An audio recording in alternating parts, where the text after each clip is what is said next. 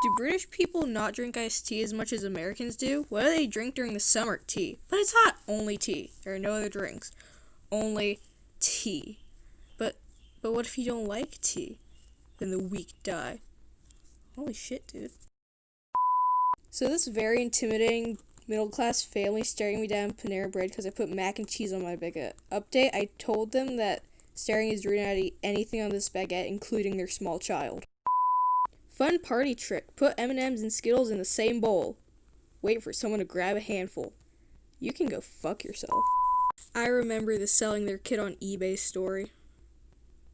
That is a child, a living being that you made.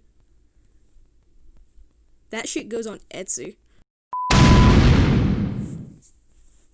Hey, can you let me in? I kinda tried to blow up your door, but it didn't work.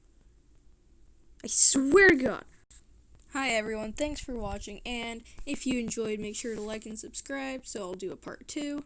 If you want to see where I got these from, check out P.M.Seymour, video link in the description, and like I said in the comments last video, give me questions for me and my OCs. Okay, goodbye.